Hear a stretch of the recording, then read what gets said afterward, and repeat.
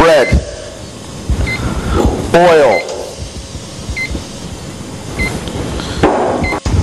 I'm Colby Price, and this is Science Snack.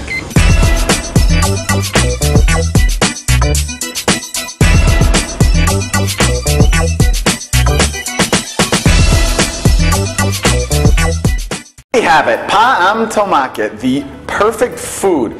Perfect food? How? Well, this dish is the one that is perhaps the freest of microbes of any other dish that exists, and there are 3 reasons.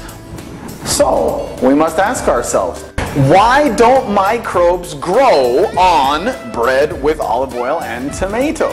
First of all, the acidity of the tomato eliminates any pathogens that might exist. Why can't microbes grow in olive oil? Well, olive oil doesn't contain water, which is something fundamental for their growth, and it's also an antioxidant and contains vitamin E. And the third factor is the bread. Why aren't there more microbes in the bread? Well, because the bread has been exposed to heat, which eliminates just about all microbes. You know, although the famous song says you have to accentuate the positive, today we're going to take a look at negative questions. Why don't microbes form? Why can't they grow? Why aren't they present in the bread? Really, negative questions are not that difficult. The rule is they are just like normal questions, but the auxiliary don't, can't, or the verb to be are in negative. Just one thing to keep in mind, the auxiliary or the verb to be in negative should always be contracted in the negative question. We don't say, why should not we go? We say, why shouldn't we go? Whew, sounds like the ocean in there. Indeed, why shouldn't you drink that coffee with milk in a bar? Well, the School of Pharmacy at the University of Valencia analyzed bars around the country, and in 1/3 of them, they found microbe levels above those permitted by the European Union. Whew, that's a lot of microbes in there. What's that smell? Oh yeah, that's right. I couldn't find my insoles this morning. It's the cheese in my shoe.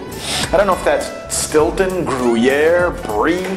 Well, why don't we just sterilize, pasteurize everything? Why don't we get rid of the microbes?